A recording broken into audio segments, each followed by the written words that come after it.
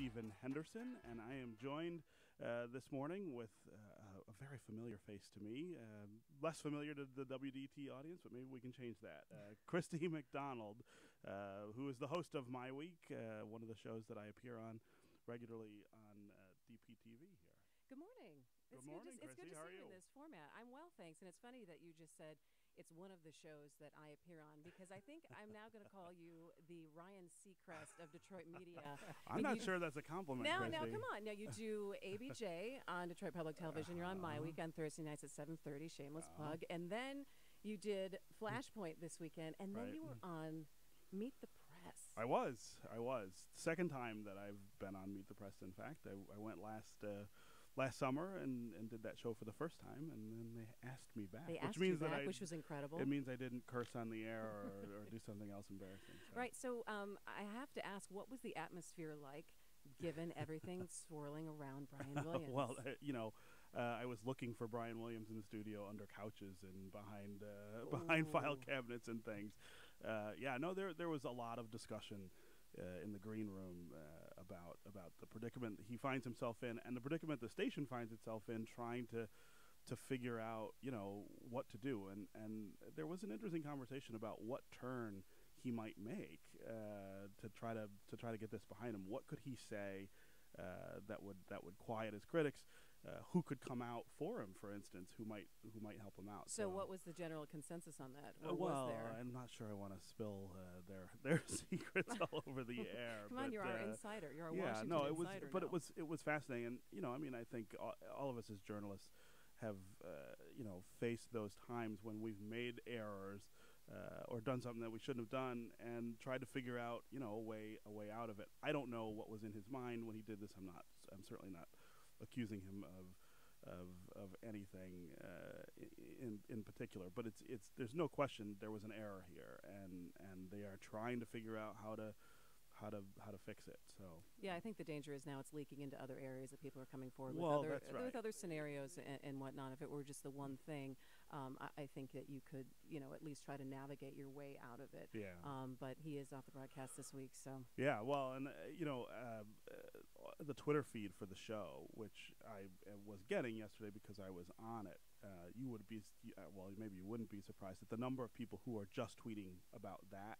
At Meet the Press, which Brian Williams is not even on Meet the Press, but it's NBC, so people had a lot to say about the station's credibility, the network's credibility, and the show's even given the Williams situation. Well, I'm sure they're tweeting about you too, and today of course, right? Today we want to hear from you as well. So if you're on Twitter, use the hashtag Detroit Today, or you can follow Stephen at S. Henderson Free. S. Henderson Free. And I'm at Christy TV, because we want to hear from you today, because we have one topic really today and one guest. Mayor Mike Duggan is in studio with us. He's going to be with us all hour. And frankly, he wants to hear from you about what your concerns are about the city. He's going to be delivering his State of the City address tomorrow night. And so we are very lucky to have him in studio with us here today. Yeah. Well, thank you for the invitation. Absolutely. It is. We should remark about how unusual it is to have you for a full hour in studio answering these kind of questions. But this is also something you do live with Detroiters all the time. I know that you're having these meetings in the districts, talking to folks. People come out and they tell you what's on their mind, don't they? Well, I have two other stations that I do a monthly call-in show every month where everybody can call. And as you know, in the campaign, I did 250 house parties, Right. which was without doubt what put me in touch with the issues. But now I'm making it a point every week to go into a neighborhood and sit in somebody's living room and continue that, because I want to be able to get information unfiltered by the bureaucracy of the city. Yeah. But people are not the least bit shy at telling me what's on their minds. And talk about the arc, though, of those conversations. I mean, I would imagine that when you started during the campaign, going to people's living rooms and saying, "I'm Mike Duggan, I'm running for mayor, here are my ideas," to now when you're going to places and saying, "I am the mayor, what are you concerned about?" There's got to be a real difference in tone, I would think, and also in substance in terms of what people want to talk to you about. It's fascinating how much difference there is. Of course, we've gone from, I think, a sense of hopelessness to a sense of higher expectations. Yeah. That certainly has has changed. But just since I started, the conversations are interesting. My first 3 or 4 months, the biggest question I got from people were the street lights. Driving around in the dark and walking in the dark is very troubling to people. And as the street lights started to come on, and while they may not have been to your neighborhood, you know friends and neighbors and family who have them, by the middle of last year, the primary issue was the bus service, which has been terrible. And people let me know on that. We've gotten more buses on the road. It's not good, but it's better. But I would say the last 2 or 3 months, the primary question people now bring up to me is car insurance, which is a critical issue to the city. But it is interesting that as we have addressed different issues, I'm not saying they're not problems, but something else always jumps up to the number one issue on people's minds. And I can predict today, any group I go into, the most questions I will get on today is car insurance.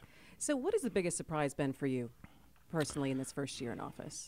I think how cooperative everybody has been. I spent 2 days last week in Washington, D.C. With the Treasury Secretary and with people from the Obama administration trying to deal with the fact that our demolition funds are going to run out in August and people in Detroit can't get mortgages.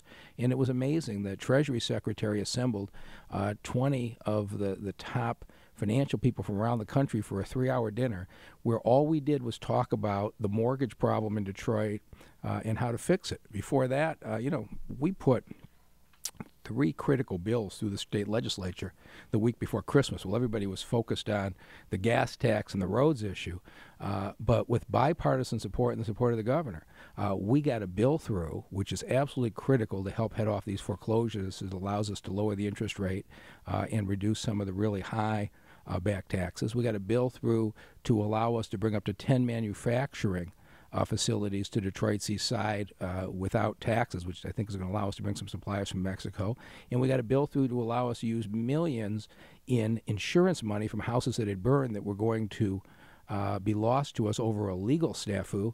And all 3 of those bills passed with bipartisan support the week before Christmas, all signed by the governor.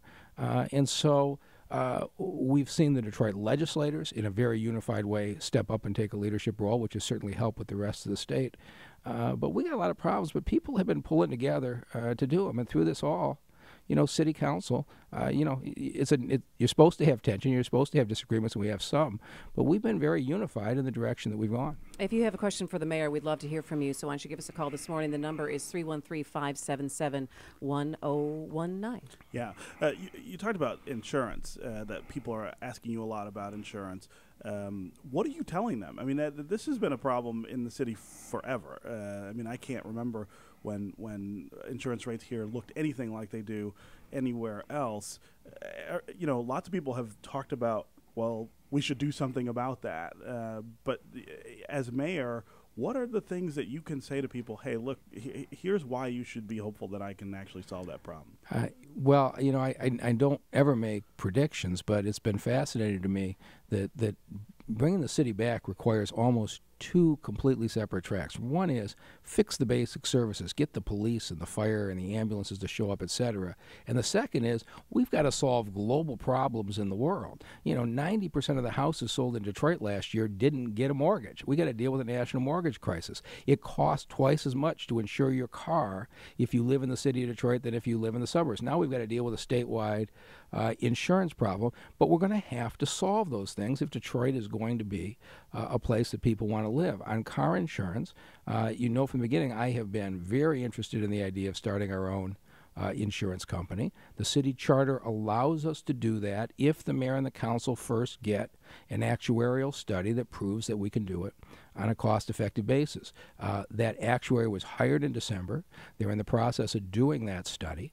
But in the meantime, we've gathered a huge amount of information. The CEO of AAA, who I started off being highly critical of, came in and saw me, and he said, we will open up our entire set of books to you so you can see what's driving the rates. And he did it. And so we see exactly what's factoring into these rates. And interestingly, the biggest factor in the rates isn't car thefts. It's the use of repeat treatment on health care for people involved in accidents in Detroit versus the suburbs. So that raises a lot of questions as to why that is. And I come out of a healthcare background. I've got some ideas on it. So when the actuarial report is done, We are going to figure out how much of this we can address ourselves, how much of this takes a change in state law. And so I'm just honest with people on what we're doing.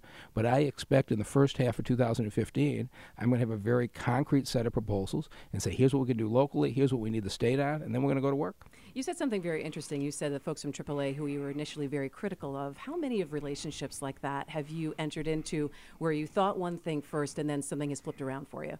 Well, it's been interesting, and that we were trying to get a bill through in Lansing to take insurance proceeds from houses that had burned that should have been available to the city to demolish. It's actually up to $20 million, been sitting in an account for years, and the city hasn't been using it because it costs $12,000 a house to knock the house down, and the insurance was only covering $6,000. So the city just for years let that money sit there, and much of it had lapsed. I wanted to get legislative relief to spend it. The insurance industry came forward and opposed us.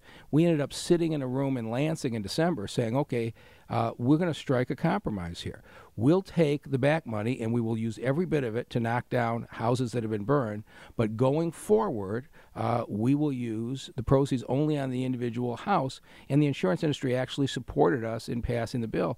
And that's really maybe a difference in approach, is that I work really hard to try to find common ground, but we're less than 10% of the population of the entire state. If we don't build partnerships, we're just going to lose. Let's go to the phones. John on the east side of Detroit has a question about community development. Good morning. Thanks for taking my call. Sure. So I've been in community development for 25 years on the east side, lower east side, and we started painting houses for low-income seniors, and then we worked with the Habitat and built 25 homes. Then we went into a low-income housing tax credit, built 45 homes. They cost $180,000 each to build. And, the day that the people moved in, what were they worth? And down here we have a little more unique situation because in the 20 years that I've lived south of Jefferson, we've come and gone from the floodplain zone that requires anything with a mortgage on it to have flood insurance, which is another $1,500 a year. So it just give us a little light at the end of the tunnel for those of us that have been working diligently for years and years and years. How are we going to come out of this? Because it looks pretty trying to finance houses in the city is looking desperate. Yeah. Thanks, John. Go ahead, Mr. Mayor. And so the first thing is, I think we need to be realistic. Spending $180,000 to build a house at this point is not a good financial move. On the other hand, look what we are doing. We've got about 30 or 40,000 vacant houses in this city. At least 10,000 of them are structurally sound. So what have we done? We have taken these houses by filing lawsuits against the owners. We're putting them up on a website, buildingdetroit.org. We're auctioning to every single day. And we are striking partnerships with nonprofits. It sounds like the one that this caller has. But if you are a community development organization, we are making agreements right now to give organizations 4, 5, 6 vacant houses in an area at the same time. We'll give them to you for $1 if you're going to fix them up. You might put $20,000 or $30,000 or $40,000 each, depending on the size of the house, in fixing them up. But now we move families in and stabilize neighborhoods. So instead of spending $180,000 to build a new unit, let's fix up the houses we have and move families. And in fact, Stephen's doing that himself in his neighborhood. But I think the land bank will be a partner to any nonprofit that wants to do that. And if you haven't talked to them already, you just call over there, and the city council has allowed us to strike community partnership agreements with nonprofits to make these kinds of arrangements. It's funny. Stephen just said, I'm trying to do that. And I think there's, are there roadblocks that people are running into in trying to rehab some of these houses that they have taken over, and in finding the money that it's going to take to get those houses and those neighborhoods back up to speed? There's no question about it. And so you got a lot of people who are very successfully renovating houses and leasing them out. But each individual house is a story, and each individual neighborhood is a story. And I guess Stephen can tell his story, but it does take some perseverance. But the interesting thing is, if you've got 4 vacant houses on a block and you're fixing one, the challenges are very high. If you do what we're doing on our lawsuits, where we sue on every single abandoned house the same day, and now you got assurances that all the other houses are being addressed at the same time, it becomes much more doable. All right, we are talking right now live to Mayor Mike Duggan. He is going to be here for the entire hour of Detroit Today. We're so glad that you're joining us. Stephen Henderson alongside Christy McDonald. We want to hear from you. The number is 313-577-1019, 313-577-1019. We want to get to as many questions as possible. We're going to go right now to the phones. Edistine is in Detroit, and he's got some questions about tax breaks. Good morning. Good morning. Good morning. Evestine Allison, and I thank you for taking my call. And I wanted the mayor to know that we voted for him out here in Cranswood, too. And we wanted him to take a look at us, because we do have block clubs and block club associations. We're in the 11th precinct. We love our officers, and they love us, too. So we try to help them anytime we can. We have a motto: if you sell, we will tell. That's great. So I want you to know we have a nice street out here on Dean Street. We are around Persian High School. And our kids went to Persian. They did go. We got good kids, no dope. All of them did good. And we have seniors that's out here 100 years old. And that man that got hurt in that fire, we knew him. He was on Dean Street. He had a heart attack. Yeah. So he was not a squatter. Right.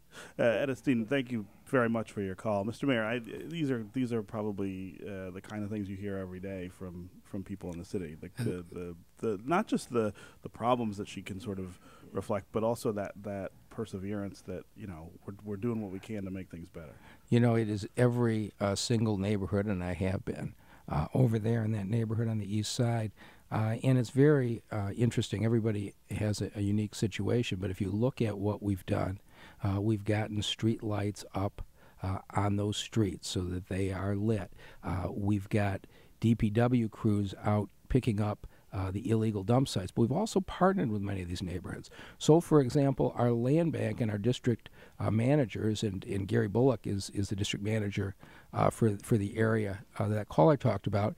If you got a group who gets together and said, hey, your demolition teams haven't gotten to our neighborhood yet, we got some vacant houses, we'll deliver the plywood to your site if the neighbors want to get together and board up. That's going on all the time. If the neighbors get together and say, we're going to pull the trash out of the vacant garage or the backyard, we'll supply the dumpsters to haul it away. And so we're providing the partnerships, and the kind of perseverance that you heard in your caller's voice is what we're seeing in so many communities. And probably one of the things I'm most excited about is this year we had 200 new block clubs form in the city of Detroit. Neighbors are getting together to take back their community, and we're trying to be supportive. And that's key, because one of the things that I think people don't quite always understand is that the city is not going to be able to do all of the work that needs to be done on its own. There's not going to be money to tear down all the houses that need to come down. There is not money to clean up all of the lots that are trash strewn. The bankruptcy freed up a good amount of cash on a yearly basis, but we're still far short of what we need to make government be able to do everything that we might imagine. There's no question, and we are knocking down 100 houses a week in the winter, 200 a week in the summer. It's far faster than anybody in the United States has ever done anything. But even at that rate, when you're talking 50,000 homes, it's going to take 4 or 5 years, and that's assuming the funding comes in uninterrupted. And people shouldn't have to wait that long. And so, as Stephen says, that's why we're making these partnerships to try to do things that we can. And maybe we'll get a chance to talk about this, but we're also going to try to do things with vacant lots, put them back in the hands of neighbors. I want more and more. I want to put control of the local property out of City Hall and back in the hands of the block clubs and the neighborhood associations, who are the ones who care the most. All right, we talk about blight and you talk about taking down a lot of the homes in these neighborhoods that need to come down. How concerned are you, though, now about the staggering number of foreclosures that could be coming this year in the city of Detroit? Well, I'm very concerned, and that's why we put the legislation through in December. So if you look at the numbers, there's about 60,000 foreclosures in Detroit, but about 40,000 of those are either a vacant lot or they're a landlord who is collecting rent from a tenant and not paying their taxes. What I'm concerned about are the 22,000 families who are being foreclosed on now, who are living in a home they own. Those are the ones that we're targeting. And the Wayne County Treasurer, Ray Wojtowicz, and Dave Szymanski, his deputy, have been very aggressive in putting people in 5-year repayment plans, but the law required that if you put somebody in a payment plan for back taxes, you had to charge them 18% a year interest. And that just wasn't helping people. And so in December, with the support of the governor, and this is one of those things where I took the governor over to a neighborhood at West Outer Drive, and I showed him what was going on. I said, we've got people who have got back taxes in excess of 25% of the value of their house. They're never going to pay, and we're going to end up with the house being foreclosed. Give the treasurer the ability to write it down to 25%. And then if you put a repayment plan over 5 years, let's charge 6% instead of 18%. And that was not an easy thing to get through the legislature. We had to get 83 county treasurers because it affected everybody on board. But we did it, and now this Saturday, the treasurer's got another event at Wayne County Community College, but he's doing a very aggressive job, as he should be, to get people into repayment schedules because we've got to head off these foreclosures, and I'm going to be deeply engaged with him throughout the year to make sure we keep everybody in their home that we can. This is Detroit Today on WDET 101.9 FM. I'm Stephen Henderson with Christy McDonald, and we are talking with Mayor Mike Duggan of the city of Detroit. We'll be back in a second.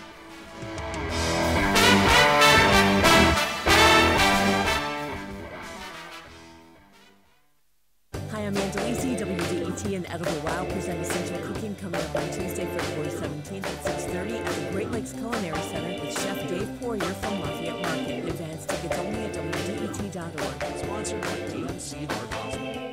WDET is supported by the Bonsdale Theater, presenting August Wilson's Pulitzer Prize-winning drama, Fences, playing at the Bonsdale Theater February 13th through 22nd. Tickets at 313-577-2960 or at bonsdale.com.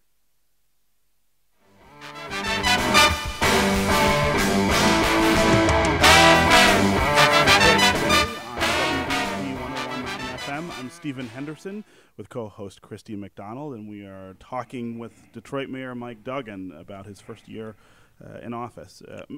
Mr. Mayor, I want to circle back to the property issue in Detroit. One of the things that drives people crazy is appraisal values, that if you want to buy a house in the city, you agree to buy it, you sign the contract. A lot of times the bank won't think it's worth what you're paying for it, or even worse, if you need money to fix it up, to renovate it, going to get the money to do that is tied to a value that a bank says it's just not there. How do we fix that? It is the single biggest problem in mortgages. People think that Detroiters can't get mortgages because they don't make enough money. That's not true. We've got neighborhoods where people are paying $800 or $900 a month in rent who could buy the house for $50,000 and pay a $500 mortgage, and they can't get it because of the appraisal. And it is a function of the last housing crisis in this country, where Freddie and Fannie, who ultimately backed these mortgages, said it doesn't matter how much you make, we will not make a mortgage for $1 more than the appraised value. So what does that mean? It means that when the property values came up faster in the suburbs than they have in Detroit, you can't get an appraisal in the city. And so when I sat with President Obama after he was here last, I showed him the numbers that last year in Detroit, 3,500 single-family homes were sold. 90% of them were for cash sales. And I showed him that people were paying twice as much in rent than they would pay. On the other hand, if you want to go to Ferndale, you can get a much smaller house that doesn't have nearly the architecture for twice as much money and get a mortgage. And the president was very engaged, and that's what led me to last Tuesday night, a 3-hour dinner in Washington, D.C. with a number of the financial people around the country. And the rules are not going to change.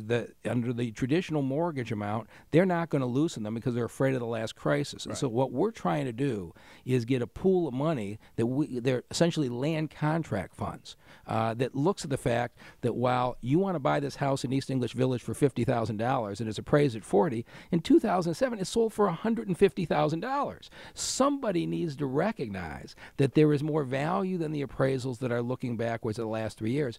Make loans for a few years until our assessments, appraisals catch up, and then the traditional mortgage market will work. And so, as I say, when I started on taking vacant houses and selling them, I didn't think I was going to have to deal with the mortgage problem in America, but it's the appraisal issue that's the central problem holding back Detroit's neighborhood recovery, and we're all over it. Well, and the frustration here is that these are the same banks that were giving the loans for $150,000, $200,000 on these houses 7, 8, 10 years ago. Now they're saying you can't get it for 40 or 50. Yeah, but it's not them. It's Freddie and Fannie. It is the federal policies in this country. You know, I go to Dan Gilbert. Why can't you make the loans? Well, he turns around and sells them. So the banks cannot make loans. So in order to sell them, they have to cap it at that 100%. 100% of the loan to value if it's going to be a mortgage, which is why we are going to create a fund that is not a traditional mortgage fund until those appraisals catch up. And but the country is behind us on this, and I don't know how long it's going to take,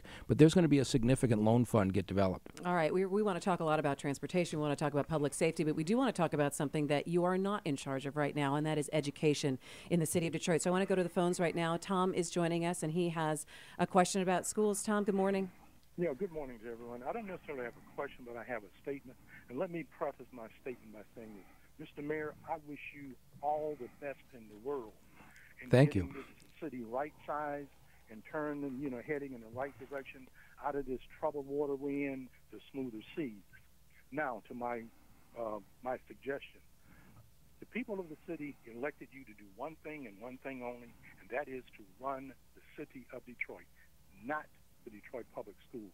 The public schools have their own myriad of problems, and I mean, to put it on your plate, it would be nothing but a distraction, and a distraction that you do not need when you consider that here we are post-bankruptcy, and you're trying to guide the ship out of these turbulent waters that we're in to smoother seas. So, like David Brinkley's book says, I have an opinion and you're entitled to it. That's my opinion, and I'd advise you, sir, to let the schools have not done well under state intervention. If anything, everything's gone downhill since '99 when former Governor John England took over the schools. All right. I mean, okay. Thanks, Tom. No, we appreciate your comment, and I'm going to piggyback on what Tom said, Mr. Mayor, and maybe you can answer that with a question from Facebook that came from Stephen Benicki, and he has the other tack to it, and he says Detroit will not recover unless its schools recover. Will you get involved with the schools? And so let me say this. I have been emphatic that I agree with the last caller. If you look at what we're doing in the city of Detroit right now, we're operating off of a computer operating system that's 10 years out of date.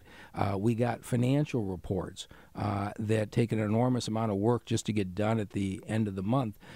We've got a long way to go on public safety. And so we just don't have the management capacity right now to run the Detroit public schools. If I thought I could make them better, I'd say so. We don't, and there's absolutely no consideration given to operate in the schools. Having said that, I can't just close my eyes to the fact that what we have in the city is, in my mind, 3 failing school systems. The Detroit public schools are failing, the EAA is failing, and if you look at the charter schools, where there are certainly individual successes, the overall scores of the charter schools are no better than the scores of the public schools.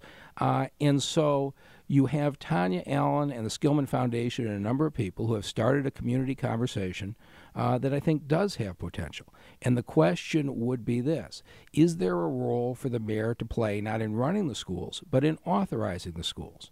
We have 20 different entities that can approve a school in this city. You've got some neighborhoods with more schools than they can use. You've got other neighborhoods that are totally underserved. Nobody is saying this is where we need a school and be able to approve it centrally. If you want to apply this fall to 2 charter schools and a public school, you got to go through 3 separate application processes. Why can't we have a common enrollment process that allows parents to choose from among those choices and have one approach? And then the other thing that really troubles me is that while we do not allow charters to self-select on who they take and who they don't, if they don't offer transportation and they're in a nicer neighborhood, they have effectively self-selected. I really think there ought to be one transportation system for all schools in this city, public, EAA, and charter, so that choice is actually available. Should there be a central person or a central entity running a bus system to access all those schools? If there is a role to play in an overall authorizing role, and the city wants me to do that, people want me to do that, I'll be willing to do it. But as the last caller says, we have no ability to actually run the schools on a day-to-day basis. And what about the transportation system? I mean, you have a transit system. You have DDOT. Could DDOT absorb the capacity that these different bus companies around town are shouldering right now and get kids where they need to go? And we're studying that right now, and I understand they've done it in the city of Denver, where you take your public system and then essentially graft onto it all the school buses and put them in a single route system that applies across the city. Dan Dirks, who runs DDOT, is outstanding. He's studying it right now. We're figuring out what would it cost, how would you pay for it, do you assess everybody the same? But if we go down that road, I think that has to be the solution. There's a lot of kids in this town ride DDOT to school. A lot of kids ride private buses. A lot of kids have their parents driving them.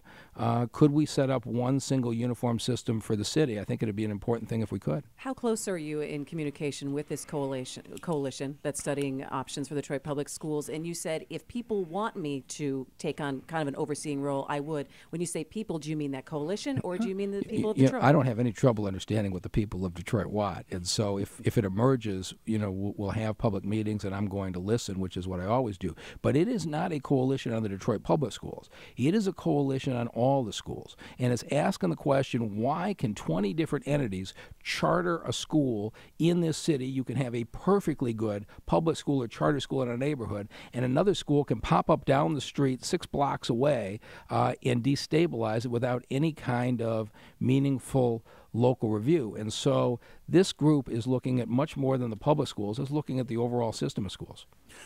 Turning back to the transit system, as you said, Dan Dirks is working on straightening out DDOT, which is one of 2 failing public transit systems. And we did get a lot of questions Michigan about this as well. Yeah, where do we stand with that? I mean, I still hear a lot of complaints from time to time about buses not showing up on time. It's still hard to get where you need to go. How close are we? We are closer. We're not where we need to be. As you know, I ran the smart bus system for 4 years in the 90s. Right. I understand what it means to run a first-class transit system, and we don't have one in Detroit today, but we're a lot closer than we were 12 months ago. The problem was, the average age of a DDOT bus is almost 11 years, and you're supposed to retire them at 12. We're putting equipment on the road that has been very difficult, and we've got a whole lot more buses on the road than we had 12 months ago. We don't have as many as we need, but we have 80 buses coming from the federal government. 11 have already arrived. They're coming now over the next 5 or 6 months. There was a national competition for $100 million in new buses. Every city in America applied. We got awarded $25 million out of the $100 million national grant. And so when we have these 80 new buses on the street, we have got now 29 transit police officers who are riding the buses. You've seen the number of incidents go down significantly. We have cameras being installed in all the buses, which are adding even more security. And then we rolled out about a month ago the DDOT bus app, which people are using, which you can go on your smartphone. And if you're on Gratiot and you want to know when the bus is coming, you can put on the app and check out. You can see how far away the latest bus is. And if the next bus is 20 minutes away, you hopefully have a position you can wait inside for 10 or 15 minutes. You're not standing out in the cold. my goal is in the first half of this year, when the 80 new buses are there, we are going to run a bus service that actually meets the published schedule, which is the first time in 20 years that the schedule we put out is actually the schedule we serve. And it's going to happen in the first half of 2015. Is that amazing to you that you just said that it'll be the first time in 20 years that the buses be running on schedule? You know, it's like when the first time, my first week on the job, and we were in the snowstorm and the garbage was piled up on the street, and I said, we're 5 days behind in garbage pickup. We got to deal with this. And they said, Detroiters know if there's a lot of snow, you just leave it out there till we get there. That made me very angry, and we set a different standard.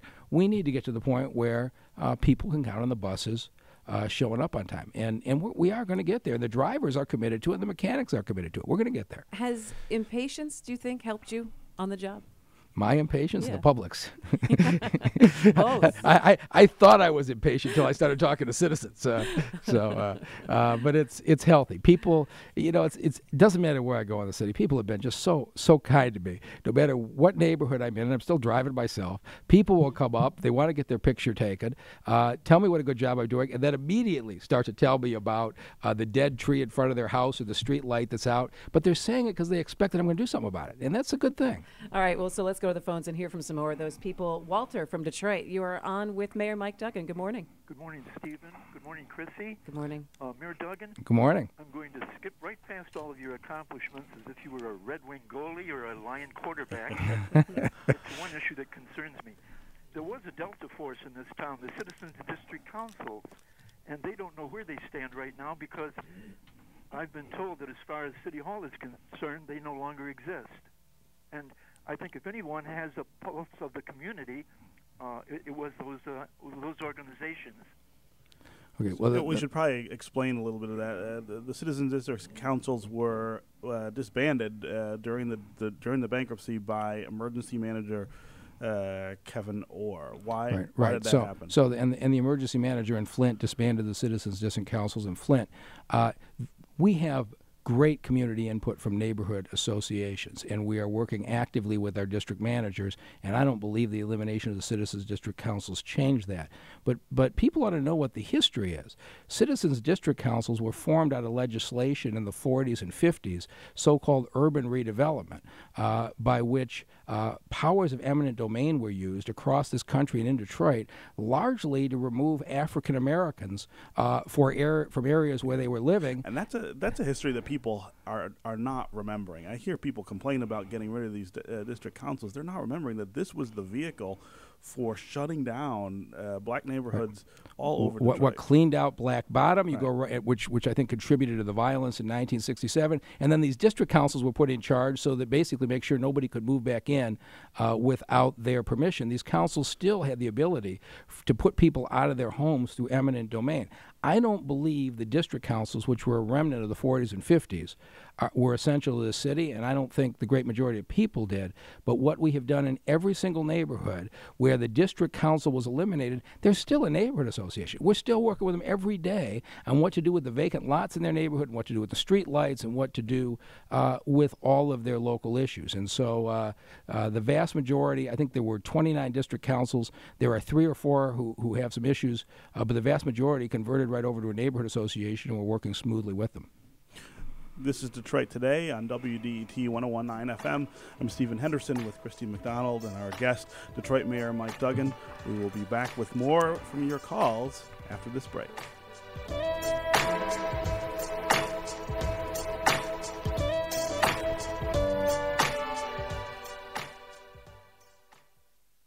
Morning Edition is everywhere.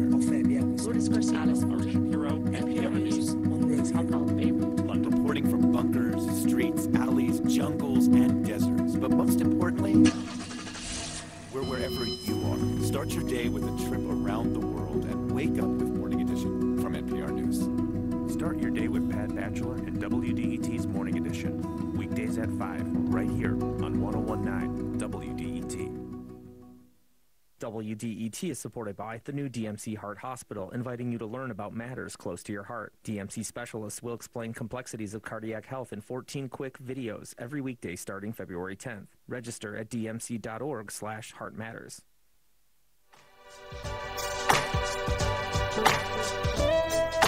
And welcome back to Detroit Today. I'm Christy McDonald alongside Stephen Henderson with Mayor Mike Duggan. Let's go to the phones now and get more of your phone calls for the mayor. Fran from Redford, you're joining us. Good morning. Good morning. Good morning, Mayor. And good morning, Fran. Thank you so much for doing a wonderful job. I'm very impressed. I love your strategic planning. I love your optimism. I love your ability to inspire people and draw business into the city, particularly corporations and people with deep pockets. And I was wondering if are there any future plans in the works to draw more jobs to Detroit? Well, everything starts with the job, and we had an enormous success with the Lightweight Metal Manufacturing Institute, a $150 million investment where the next generation of metals for planes and cars and ships is going to be made. We were in competition with a number of Midwestern cities and some suburban communities here, and we landed it in Corktown, where they're going to start work pretty shortly. And the young people who are going to be trained, and they aren't all necessarily young people going to be trained in this manufacturing, are being trained at Focus Hope. So we're taking Detroiters, training them for the next generation of manufacturing, and putting them to work on Rosa Parks in the city of Detroit. We are working very hard to land some major auto suppliers who are now doing work in Mexico. And we're talking to Ford and GM and Chrysler, as well as a number of these suppliers, to say, all right, we've got a huge area of land on the east side of Detroit. We've now created, with legislation last year, a tax-free zone. We've got rail, we've got planes. I mean, at a city airport, we got freeways. Can we bring those jobs here? We also, of course, have an enormous number of jobs going on in the area around the Red Wings Arena, the so-called District Detroit, where they've agreed that 51% of all the people who work in the development of those 50 blocks will be residents of the city. And so we're working at it every single day. I think we're making Detroit more attractive for businesses, and we're going to make sure Detroiters have access to those jobs. We had a Facebook question from Amber Carter about how you plan to encourage small, local Detroit-owned businesses in the neighborhood, sort of mom-and-pop kind of operations. They tend to feel left out of this resurgence that we're feeling in Detroit. And so there's no doubt about it. And we're going to announce a significant loan program tomorrow to help a number of these folks. But just to give you an example, the developer who's been selected to redevelop the site at Michigan and Trumbull, the old Tiger Stadium site, which will be a mixture of retail and residential, has committed that 60% of all the retail space will be reserved for local Detroiters to open up their shops. It'll give people a place to expand. Goldman Sachs has done a wonderful program they call the 10,000 Businesses, where they've taken Detroiters who have been in business for at least 2 years and put them through what essentially is an MBA program. And goes through and helps them write business plans to expand their businesses. The New Economy Initiative just gave out $1 million in grants to businesses, and I was with the award. They gave $100,000 to a group over on the east side. 2 brothers and 2 sisters formed a pallet company where they make the pallets that'll hold your pop bottles, your beer cans, and the like. They've got 19 employees, and they're now expanding to a second warehouse in an area of the city we don't have a lot going on. And so we are doing everything we can to support the businesses who are here to grow and expand. I want you to give us an update on the summer jobs program, because we know making sure that our young people are working is very important as well. Can you kind of give us an update on where you are with that? Yeah, we have, I think, about 1,500 students already signed up. The goal is for 5,000 students this summer.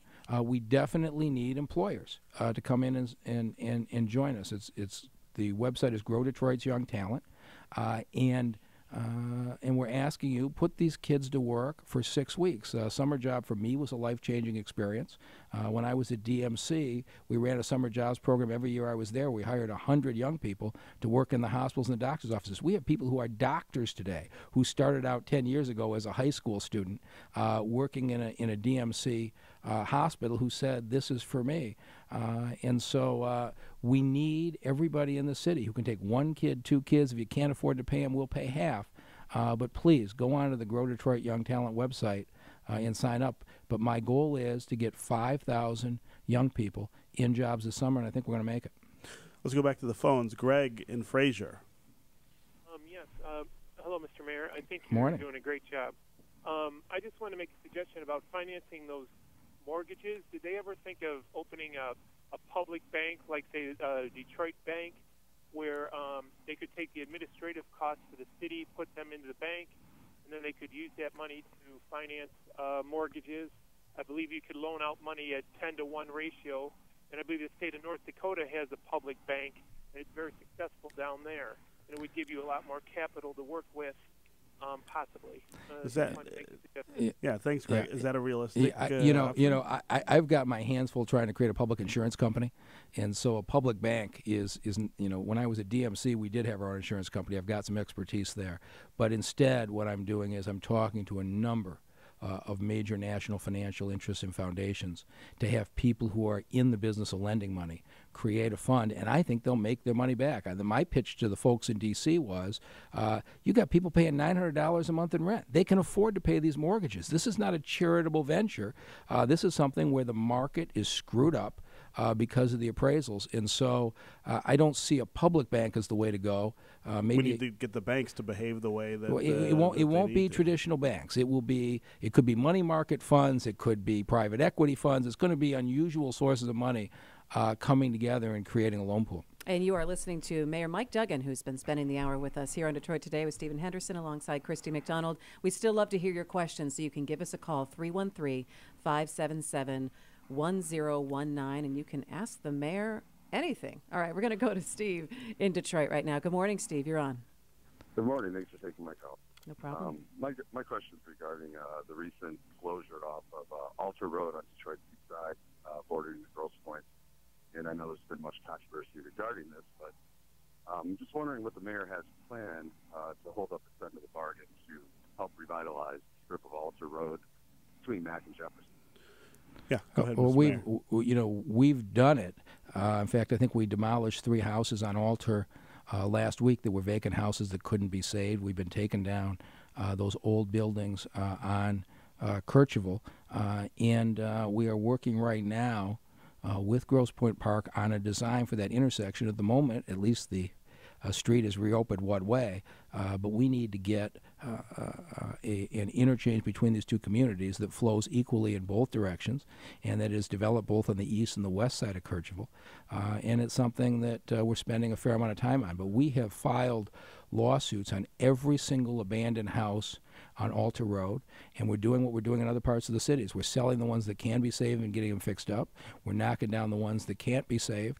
And I think for a while there, I was a little angry at Grosse Pointe Park. They're now moving on what they promised, and I think they feel pretty good that we're moving on what we promised. And do you feel like the issue really is about blight? In other words, that Grosse Pointe is doing what it's doing and would stop if you could fix the houses along Alter Road? Is there something else going on here? I mean, this is about race too. My former boss Ed McNamara always said, "Look not to the motives, look to the deeds." And so I don't know what the motives are, but I know what the actions are. And it was offensive to go put sheds in the middle of a major commercial strip between the cities. And so I have not spent any time on what their motives are. But I'm spending time, and there were some legal options that were available to us. Maybe they would have worked, maybe they wouldn't. The most interesting thing is there were a whole lot of people at Grosse Pointe Park who were very embarrassed by what their city leaders had done.